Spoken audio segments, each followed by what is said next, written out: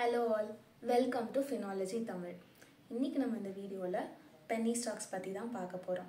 அதாவது இந்த வீடியோல ஒரு 5 செக்மெண்ட்ஸா நாங்க பிரிச்சு வச்சிருக்கோம். ஃபர்ஸ்ட் செக்மெண்ட்ல penny stocks-னா என்ன? And then next வந்து ஏன் penny stocks நம்ம வாங்கணும்? ஓகேவா? ஏன் penny stocks-ல நம்ம இன்வெஸ்ட் பண்ணனும் அப்படின்றத பத்தியும் and எப்படி பெஸ்டான penny stocks-ஐ நம்ம சூஸ் பண்றது அப்படின்றத பத்தியும் and fourth-ஆ டாப் different sectors-ல நல்லா பெர்ஃபார்ம் பண்ண penny stocks என்ன அப்படின்றது 4 penny stocks-ஐயும் நான் சொல்றேன் and also finally என்னென்ன மாதிரி மிஸ்டேக்ஸ்லாம் நம்ம அவாய்ட் பண்ணனும் penny stocks சூஸ் பண்ணச்சல அப்படின்றத பத்தியும் இந்த வீடியோல நம்ம பார்க்கலாம். சோ ஸ்கிப் பண்ணாம பாருங்க. வாங்க வீடியோக்குள்ள போலாம். சோ பிகினர்ஸ் நிறைய பேருக்கு penny stock-னா என்ன அப்படின்றதே தெரியல. சோ penny stock-னா என்னது? ரொம்ப லோ வேல்யூல ஸ்டாக்ஸ் இருக்கும். அதோட வேல்யூவே ரொம்ப லோவா இருக்கும். ஆனா அதோட பொட்டன்ஷியல் அதாவது growth வந்து ரொம்ப அதிகமாவே இருக்கும். ஃபார் எக்ஸாம்பிள் இப்போ நீங்க HCL எல்லாம் எடுத்துக்கிட்டீங்கன்னா அது ஒரு ஸ்டாக்கோட ரேட்டே வந்து 1500 இருக்கும். ஆனா இந்த penny stocks அப்படி நீங்க எடுத்துக்கிட்டீங்கன்னா ஒரு ஸ்டாக்கும் 1 ரூபாயும் இருக்கும், 1 ரூபாய்க்கு கீழேயும் இருக்கும், 50 பைசான்னு இருக்கும், 2 ரூபான்னு இருக்கும். இந்த மாதிரி ரொம்ப கம்மி பிரைஸா இருக்கும். அதே மாதிரி அதோட பொட்டன்ஷியல் வந்து grow ஆகிறதுக்கு நிறைய வாய்ப்புகள் இருக்கு. சோ இதோட வேல்யூ கம்மி தான், ஆனா இதோட ரிவார்ட் வந்து அதிகமா இருக்கும். சோ இதையும் நீங்க மனசுல வச்சுக்கணும். ரிவார்ட் அதிகமா இருந்ததுன்னா கண்டிப்பா ரிஸ்க்கும் அதிகமா இருக்கும். சோ இதுதான் penny stocks சொல்லுவாங்க. ஒரு 1 ரூபாய் 2 ரூபாய் 1 ரூபாய்க்கு கீழே 50 பைசா 10 பைசா அப்படின்னா விற்கிற ஸ்டாக்ஸ் தான் வந்து penny stocks அப்படின்னு சொல்லுவாங்க. சோ penny stocksலயும் நம்ம ஒரு சிலதை பார்த்து தான் நம்ம வாங்கணும். growth potential எதுக்கு அதிகமா இருக்கோ அதை பார்த்து வாங்குறது தான் நல்லது. செகண்ட், ஏன் penny stocks நம்ம சூஸ் பண்றோம்? ஏன் மக்கள் எல்லாம் அதை சூஸ் பண்றாங்க அப்படின்னு பார்த்தீங்கன்னா கம்மி வேல்யூ தான் நம்ம போட்டிருப்போம், பட் ரிவார்ட் ரொம்ப அதிகமா இருக்கும். அதுதான் இதோட மெயின் ஆஸ்பெக்ட் அப்படின்னு பார்க்கல. ஃபார் எக்ஸாம்பிள் நீங்க எடுத்துக்கோங்க, இப்போ ஒரு ஸ்டாக் வந்து 1 ரூபான்னு இருக்கு, சரியா? ஒரு ஸ்டாக்கோட விலை 1 ரூபான்னு இருக்கு. ஸோ அந்த டைம்ல நான் என்ன பண்றேன்னா வந்து 10,000 போட்டு 10,000 ஸ்டாக்ஸ் நான் வாங்கி வைக்கிறேன், சரியா? 10,000 ரூபாய் போட்டு 10,000 ஸ்டாக்ஸ் வாங்கி வைக்கிறேன். ஸோ அப்போ சப்போஸ் growth ஆகுது. ஸோ அதனால ஒரு ஸ்டாக்கோட ரேட் வந்து 10 ரூபான்னு மாறுது. அப்போ எனக்கு எவ்வளவு கிடைக்கும்? 1 லட்சம் கிடைக்கும். 10,000 ரூபாய் போட்டு 1 லட்சம் எடுக்கிறேன். அதே ஒரு ஸ்டாக்கோட மதிப்பு 100 ரூபாய் ஆச்சுன்னா எனக்கு எவ்வளவு கிடைக்கும்? 10 லட்சம் கிடைக்கும். அதே 1000 ரூபாய் ஆச்சுன்னா 1 கோடி கிடைக்கும். ஸோ நம்ம கம்மியா தான் இன்வெஸ்ட் பண்ணிருப்போம். அது ஒரு penny stock-ஆ தான் ஸ்டார்ட் ஆகியிருக்கும். நீங்க போய் பாத்தீங்கன்னா நிறைய penny stocks-ஆ இருந்ததுதான் இப்ப ஹை லெவல்ல ரீச் ஆகிருக்கு. ஸோ penny stock-ஆ தான் இருந்திருக்கும். அது நல்ல growth கொடுத்து 1 லட்சம் 10 லட்சம் 1 கோடி அப்படின்னு சொல்லிட்டு வருது. ஸோ அதனாலதான் வந்து மக்கள் வந்து penny stocks-அ ப்ரிஃபர் பண்றாங்க. ஓகேவா? இதெல்லாம் போக ஹவு டு சூஸ், எப்படி வந்து நல்ல பெஸ்டான penny stocks-அ நம்ம சூஸ் பண்றது அப்படின்னு நீங்க பாத்தீங்கன்னா ஃபர்ஸ்ட் நீங்க பார்க்க வேண்டியது கம்பெனியோட ஃபண்டமெண்டல்ஸ் தான் நம்ம பார்க்கணும். ஃபண்டமெண்டல்னா என்ன? அவங்க எப்படி ரெவென்யூவை ஜென்ரேட் பண்ணிட்டு இருக்காங்க, அதாவது வருமானம் எப்படி இருக்கு, அது மட்டும் இல்லாம லயபிலிட்டிஸ் இல்லாம இருக்கா, அதாவது கடன் இல்லாம இருக்கா, வருமானம் எப்படி கண்டினியூஸா வந்துட்டே இருக்கா, கடன் இல்லாம இருக்கா, அதுதான் வந்து ஃபண்டமெண்டல்ஸ். கம்பெனியோட ஃபண்டமெண்டல்ஸ் பார்க்கணும். நெக்ஸ்ட் வந்து செகண்டா பார்க்கறது இண்டஸ்ட்ரி ட்ரெண்ட். அதாவது இப்போ உள்ள காலகட்டத்துக்கு இது வந்து ரொம்ப நாள் லாங் டேர்ம் சர்வைவ் ஆகுமா, ரொம்ப நாள் இது நீடிக்குமா அப்படின்னு பார்க்கணும். ஃபார் எக்ஸாம்பிள் நீங்க ஆயில் எடுத்துக்கோங்க. ஆயில்னா வந்து எல்லா வண்டியும் இப்போ ஆயில் யூஸ் பண்ணிட்டு தான் இருக்குது. பட் ஆனால் எலக்ட்ரிக் ஸ்கூட்டர் அப்படின்ற ஆஸ்பெக்ட்லாம் நிறைய வந்துச்சு, எலக்ட்ரிக் கார்லாம் வந்துருச்சு. ஸோ மக்கள் வந்து எல்லாரும் வந்து ரினியூவபிள் எனர்ஜிக்கு போறாங்க. ஸோ அதனால எல்லாருமே எலக்ட்ரிக் ஸ்கூட்டர் எலக்ட்ரிக் கார் அப்படின்னு யூஸ் பண்ண ஆரம்பிச்சிட்டாங்க. ஸோ இந்த ஆயில் பெட்ரோலுக்குலாம் எவ்வளோ நாள் இன்னும் அதோட இது இருக்கும், அதோட ஸ்பேன் எவ்வளோ நாள் இருக்கும்? இருக்காது. ஸோ அந்த மாதிரி லாங் டேர்ம்ல இந்த கம்பெனி பர்டிகுலர் கம்பெனி ட்ரெண்ட்ல அக்செப்ட் ஆகுமா? இதே எலக்ட்ரிக்கல்னு எடுத்தீங்கன்னா கண்டிப்பா அது லாங் டேர்ம் இன்னும் ஃபியூச்சர்ல நல்லா சர்வைவ் ஆகும், நமக்கே தெரியும். ஸோ அந்த மாதிரி செக்டார் வைஸ் அது ட்ரெண்ட்ல இருக்கா, இண்டஸ்ட்ரி ட்ரெண்ட்ல இருக்கா இல்லையா அப்படின்றத பார்க்கணும். அண்ட் தேர்ட்லி நீங்க பாத்தீங்கன்னா வந்து பாஸ்ட் ஹிஸ்டரியை நீங்க பார்க்கணும். பாஸ்ட் ஹிஸ்டரினா லாஸ்ட் 5 இயர்ஸ்ல எப்படி வந்து அவங்க ப்ராஃபிட்டை வந்து ஜென்ரேட் பண்ணிருக்காங்க, எப்படி ரெவென்யூ கிரியேட் பண்ணிருக்காங்க, எப்படி போயிட்டு இருக்கு அப்படின்றத பத்தியும், எப்படி வந்து மேலே கீழே ஃபிளக்சுவேட் ஆகாம போகுது அப்படின்றத பத்தியும் தான் வந்து பார்த்துட்டு தென் நம்ம இன்வெஸ்ட் பண்ணணும். அண்ட் ஃபைனலா வந்து பம்ப் அண்ட் டம்ப்னு ஒன்று இருக்கு. வேணும்னே அவங்க என்ன பண்ணுவாங்கன்னா மேலே அதோட ப்ரைஸை ஏற்றி எல்லாரும் வாங்க வச்சுட்டு அதுக்கப்புறம் அவங்களுக்கு அப்படியே டம்ப் பண்ணி விட்டுருவாங்க, டக்குன்னு ஃபால் ஆயிடும். ஸோ அப்படியும் இல்லாம நல்லா பார்த்து வாங்குங்க. ஸோ நம்ம பார்க்கறதுலே தெரியும் அப்பர் சர்க்கியூட் லோவர் சர்க்கியூட்னு மாறி வந்துகிட்டே இருக்கும். ஸோ அப்படி இருந்தாலே வந்து அது கண்டிப்பா பம்ப் அண்ட் டம்ப் தான் அப்படின்னு சொல்லிட்டு நமக்கு தெரியும். ஸோ அதனால அந்த மாதிரி ஸ்டாக்ஸ் எல்லாம் நம்ம அவாய்ட் பண்ணிக்கிறது நல்லது. ஸோ இப்போ வாங்க 4 டிஃப்ரெண்ட் செக்டாரில் இருக்க டாப் 4 பென்னி ஸ்டாக்ஸை பற்றி நம்ம பார்ப்போம். ஸோ என்னென்ன செக்டார்லாம் நான் எடுத்து வச்சுருக்கேன்னு பார்த்தீங்கன்னா வந்து ரினியூவபிள் அண்ட் ஆல்சோ ஐடி எடுத்து வச்சுருக்கேன் அண்ட் ஃபார்மா, அதுக்கப்புறம் இன்ஃப்ராஸ்ட்ரக்சர். ஸ்டாக் நம்பர் 1 இது Excel realty and infra limited. So இந்த ஸ்டாக்கோட கரண்ட் ப்ரைஸ் அப்படின்னு பார்த்தீங்கன்னா வந்து 94 பைசே, ₹1 கம்மியாக தான் இருக்குது. ஸோ இந்த இண்டஸ்ட்ரி இந்த கம்பெனி என்ன பண்ணுவாங்க அப்படின்னு பார்த்தீங்கன்னா வந்து கமர்ஷியல் அண்ட் ஆல்சோ ரெசிடென்ஷியல் பில்டிங்ஸ்லாம் வந்து பில்ட் பண்ணி தருவாங்க.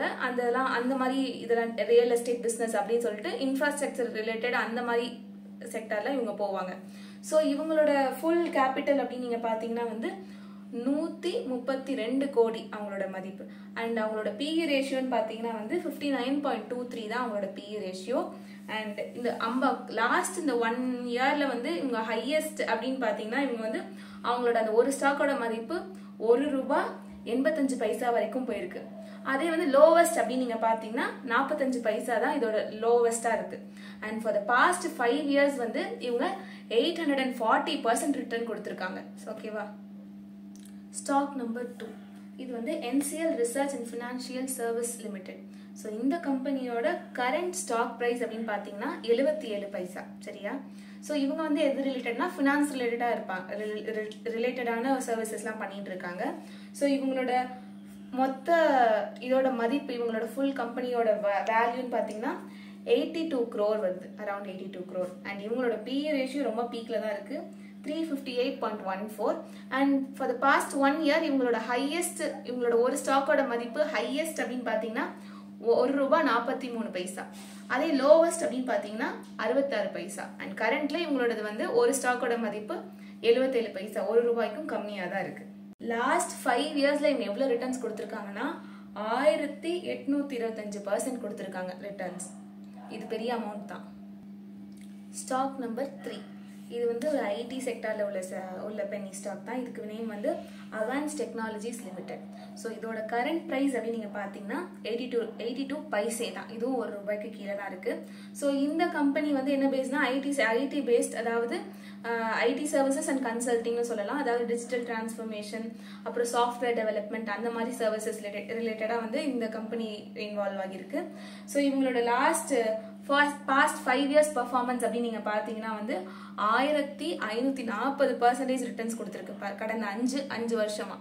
அண்ட் இதோட இந்த பாஸ்ட் ஒன் இயர்ல இதோட ஹையஸ்ட் வேல்யூன்னு பாத்தீங்கன்னா ₹1.71 அண்ட் லோவஸ்ட்னு பாத்தீங்கன்னா 74 பைசா. அண்ட் கரண்ட் அதோட பிரைஸ் பாத்தீங்கன்னா 82 பைசா. அண்ட் இந்த கம்பெனியோட டோட்டல் நெட் வர்த் எவ்வளோன்னு பாத்தீங்கன்னா வந்து 162 crore. அதாவது பிஇ ரேஷியோ அப்படின்னு இவங்களுக்கு பாத்தீங்கன்னா வந்து 17.90 தான் இவங்களோட PE ratio. Stock number 4 Maharashtra corporation limited. இது வந்து ஒரு டெக்ஸ்டைல் பேஸ்ட் இண்டஸ்ட்ரின்னு சொல்லலாம். இவங்க வந்து டெக்ஸ்டைல் மேனுஃபேக்சர் பண்றது, கார்மெண்ட்ஸ் வந்து மேக் பண்றது அண்ட் ஆல்சோ அதோட சர்வீசஸ் வந்து domestic and also international. Not only இந்தியாவில் மட்டும் இல்லாமல் வெளிநாடுகளுக்கும் வெளி மாநிலங்களுக்கும் சப்ளை பண்றாங்க. ஸோ அது பேஸ்டான கம்பெனி தான் இது. இதோட ஒரு ஸ்டாக் கரண்ட் பிரைஸ் அப்படின்னு பார்த்தீங்கன்னா 80 paisa. And for the past 5 years இவங்களோட பர்ஃபார்மன்ஸ் பார்த்தீங்கன்னா 433% வந்து இவங்களோட பாஸ்ட் 5 இயர்ஸ்ல இவங்க ரிட்டர்ன்ஸ் கொடுத்துருக்காங்க. அண்ட் ஆல்சோ இவங்களோட ஒரு லாஸ்ட் 1 இயர்ல ஹையஸ்ட் வேல்யூ அப்படின்னு பார்த்தீங்கன்னா ₹2 வரைக்கும் போயிருக்கு. லோவஸ்ட் அப்படின்னு பார்த்தீங்கன்னா 63 பைசா வரைக்கும் கம்மியா வந்திருக்கு. அண்ட் இவங்களோட நெட் கேபிட்டல் வர்த் எவ்வளோனா அரௌண்ட் 50 crore. இவங்களோட மொத்த மதிப்பு 50 கோடி. அண்ட் பிஇ ரேஷியோன்னு பார்த்தீங்கன்னா வந்து 32.48 தான் இவங்களோட பிஇ ரேஷியோ. ஸோ பார்த்த பென்னி ஸ்டாக்ஸ்லாம் வந்து எந்த பை ரெக்கமெண்டேஷனும் கிடையாது. நீங்கள் ஓனாக அனலைஸ் பண்ணிட்டு அதுக்கப்புறம் நீங்கள் ப்ரொசீட் பண்ணிக்கலாம். அண்ட் நெக்ஸ்ட் செக்மெண்ட்னு பார்த்தீங்கன்னா வந்து என்னென்ன மாதிரி மிஸ்டேக்ஸ்லாம் நம்ம பென்னி ஸ்டாக்ஸ் கிட்ட அவாய்ட் பண்ணணும் அப்படின்றது தான் next part. For the first and foremost அப்படின்னு நீங்கள் பார்த்தீங்கன்னா வந்து ஒரு பென்னி ஸ்டாக் ஓகே கம்மி காசாக இருக்குன்னு சொல்லிட்டு மொத்த காசையும் கொண்டு போயிட்டு பென்னி ஸ்டாக்ல நம்ம இன்வெஸ்ட் பண்ணக்கூடாது. நமக்கு இந்த ஒரு காசு வந்து நமக்கு தேவையில்லை. அதாவது என்கிட்ட என்னோட போர்ட்ஃபோலியோல ஒரு 1 lakh இருக்கு, அதுல வந்து எனக்கு 2000 ரூபாய் வந்து பெரிய விஷயம் கிடையாது அப்படின்னு நீங்க நினைச்சீங்கன்னா அந்த 2000 ரூபாய் நீங்க பென்னி ஸ்டாக்ல இன்வெஸ்ட் பண்றது தப்பு கிடையாது. இதே நீங்கள் மொத்தமாக 1 லட்சத்தையும் நீங்கள் கொண்டு போயிட்டு பெனி ஸ்டாக்ல போட்டிங்கன்னா பிகாஸ் நம்மளால டிசைட் பண்ண முடியாது. அப்போ 1 ரூபான்னு தான் இருக்கும். சப்போஸ் அது ஒரு 10 பைசா குறைஞ்சதுனாலும் நமக்கு ஒரு 10,000 ரூபாய் குறைஞ்சு போயிடும். சரியா? ஸோ உங்களுக்கு தேவையில்லை, இது போனாலும் எனக்கு பிரச்சனை இல்லைன்னு சொல்கிற மாதிரி அவ்வளோ அளவு பணத்தை மட்டும்தான் நீங்கள் அதில் இன்வெஸ்ட் பண்ணணும். அண்ட் செகண்ட் அப்படின்னு நீங்கள் பார்த்தீங்கன்னா வந்து இதில் வந்து எக்ஸிட் ஸ்ட்ராட்டஜி அப்படின்றத நீங்கள் கண்டிப்பாக நீங்கள் பார்த்து தான் யூஸ் பண்ணணும். ஃபார் எக்ஸாம்பிள், நான் இப்போ வந்து ஒரு 10,000 ரூபாய்க்கு 10,000 பெனி ஸ்டாக்ஸ், அதாவது 1 ரூபாய் மதிப்புள்ள பெனி ஸ்டாக்ஸ் நான் பை பண்ணுறேன். ஸோ எனக்கு வந்து அந்த 1 ரூபாய் உள்ள மதிப்புள்ள ஸ்டாக் வந்து 2 ரூபாய் ஆகுது. ஓகேவா? ஸோ 2 ரூபாய்னா எனக்கு எவ்வளோ கிடைக்கும்? எக்ஸ்ட்ரா 10,000 எனக்கு ப்ராஃபிட் கிடைக்கும். ஸோ அப்போ டக்குன்னு எக்ஸிட் ஆயிடணும். ரொம்ப ஆசைப்பட்டு ஓகே 2 ஆயிடுச்சு இப்போ அப்படின்னா 3 ரூபாய் ஆகும் அப்படின்னு சொல்லிட்டு வெயிட் பண்ணக்கூடாது. பென்னி ஸ்டாக்ஸ் அப்படின்றது அதுக்குள்ளேயே தான் அது ஆசிலேட் ஆகிட்டு இருக்கும். ஸோ அப்போ உனக்கு ஒரு 10,000 நீ போட்டிருக்க, ஸோ 10,000 உனக்கு ரிட்டர்ன்ஸ் வந்திருக்குன்னா 20,000 நீ டக்குன்னு வெளியே வந்துடணும். ஸோ எக்ஸிட் ஸ்ட்ராட்டஜியோட தான் நம்ம உள்ள போகணும். ஸோ மெயினாக பென்னி ஸ்டாக் நிறைய பென்னி ஸ்டாக்ஸ் இருக்குது. ஆனால் ஏன் நம்ம ஒரு சில தான் சூஸ் பண்ணணும் அப்படின்னு பார்த்தீங்கன்னா, நீங்கள் அதோட பாஸ்ட் ஹிஸ்ட்ரி எல்லாம் பார்க்கறதுலே தெரியும். அவங்க வந்து ரொம்ப புவர் மேனேஜ்மெண்ட்டாக இருப்பாங்க, எந்த ஒரு பிளானுமே இல்லாமல் இருக்கும், க்ரோத்தே இல்லாமல் இருக்கும். ஸோ அப்படிப்பட்ட பென்னி ஸ்டாக்ஸ் இருக்க கம்பெனிஸ்லாம் நீங்கள் அவாய்ட் பண்ணிக்கணும். ஸோ இதெல்லாம் நீங்கள் பார்த்து பண்ணிங்கன்னா Penney stocks will be the right choice. Thanks for வாட்சிங். உங்களுக்கு இந்த வீடியோ பிடிச்சிருந்ததுன்னா மறக்காமல் லைக் பண்ணுங்கள். அண்ட் ஆல்சோ இந்த சேனல் சப்ஸ்கிரைப் பண்ணிவிடுங்க. ஃபார் மோர் வீடியோஸ் சேனலில் இருக்க பிளேலிஸ்ட்டை செக் பண்ணிக்கோங்க. இதுக்கு மேலே ஏதாவது உங்களுக்கு சஜஷனோ ஏதாவது டாபிக்ஸ் இருந்தால் மறக்காமல் கமெண்ட்ஸில் சொல்லுங்கள். தேங்க்ஸ் ஃபார் வாட்சிங்.